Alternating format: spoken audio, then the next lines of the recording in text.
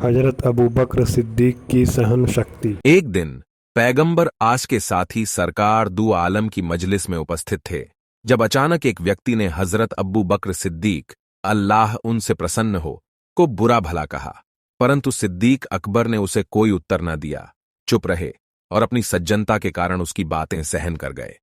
लेकिन कुछ देर बाद इस शख्स ने हजरत सिद्दीक अकबर, अल्लाह उनसे प्रसन्न हो, के सम्मान में दोबारा वही बात कही। लेकिन हजरत सिद्दीक अकबर चुपचाप सुनते रहे और कोई उत्तर नहीं दिया। परंतु थोड़ी देर बाद उस आदमी ने तीसरी बार फिर सख्त बात कही। इस पर हजरत सिद्दीक अकबर खामोश रहे। परंतु जब वह हद से अधिक बढ़ने लगा तो उन्होंने अल्लाह उनसे प्रसन्न हो माकूल जवाब दिया। हुजूर अकरम को उनकी यह हरकत पसंद नहीं आई और आप साड़ उठकर जाने लगे। सिद्दीक अकबर, अल्लाह उनसे प्रसन्न हो, ने कहा, हे अल्लाह के नब्बी, ये व्यक्ति मेरे बारे में बुरा बोलता रहा, परंतु आपने कुछ नहीं कहा, और अब जब मैंने उसे उत्तर दिया तो मेरी हरकतें आपको पसंद नहीं आईं।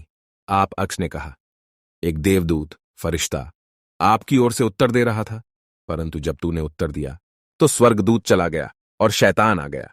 दूसरे शब्दों में कहें तो जैसे पहली 3 बार सहन से काम लेते हुए आपने उसे कुछ नहीं कहा, तो इस बार भी आपको चुप रहना चाहिए था। सर्वोत्तम फल।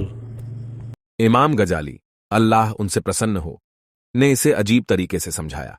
कहा जाता है कि एक राजा के पास एक बड़ा बगीचा था, जिसके कई भाग थे। उसने एक आदमी को बुलाया और उससे कहा कि मेरे बगीचे में प्रवेश करो और अच्छे फलों से भरी एक टोकरी ले आओ, बड़ा इनाम मिलेगा। लेकिन शर्त यह है कि एक बार जिस भाग के अंदर गए, दोबारा वापस उस भाग में जाने की अनुमति नहीं दी जाएगी। आदमी ने कहा, चलो, यह कोई बड़ी बात नहीं है। उसने टोकरी ले ली और चला गया। एक तरफ से दरवाजे से प्रवेश किया, अंदर फल देखा लेकिन पसंद नहीं आया। अगले भाग में प्रवेश किया, फल पहले से बेहतर थे। फिर अगला भाग बहुत अच्छा था और अगला भाग उससे बेहतर। इधर आदमी ने मन ही मन सोचा कि अब मुझे कुछ फल लेने चाहिए। फिर वह सोचने लगा, मैं आगे अंतिम भाग में सबसे अच्छा फल चुनूंगा।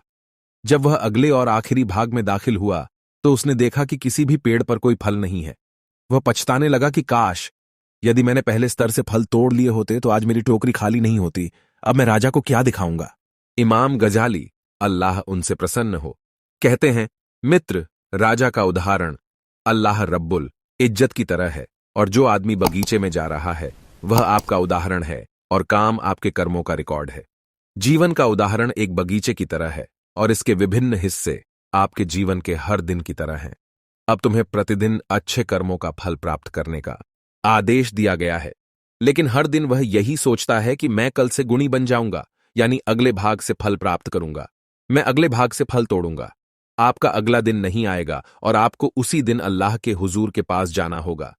इसलिए जब उनका समय आ जाएगा तो वे लम्हा भर की भी देरी नहीं करेंगे और न ही आगे बढ़ेंगे। सूरह अल अराफ, आयत 34। रोजेदार की सांस की शक्ति। एक बुजुर्ग व्यक्ति जब मस्जिद गया तो उसने मस्जिद के दरवाजे पर शैतान को हैरान खड़ा देखा। उन्होंने शैतान से पूछा कि मामला क्या है, तो शैतान ने कहा, अंदर देखो। जब उन्होंने अंदर देखा तो एक आदमी मस्जिद के अंदर नमाज पढ़ रहा था और दूसरा आदमी मस्जिद के दरवाजे के पास सो रहा था। शैतान ने कहा कि मैं अंदर जाकर उसके दिल में वसा डालना चाहता हूं, जो अंदर प्रार्थना, नमाज कर रहा है। लेकिन वह जो दरवाजे के पास सो रहा है, यह रोजेदार व्यक्ति है। यह सोया हुआ उपवास करने वाला व्यक्ति जब सांस छोड़ता है तो उसकी सांस मेरे लिए ज्वाला बन जाती है और मुझे प्रवेश करने से रोकती है। मैं इस मुसीबत में खड़ा हूं।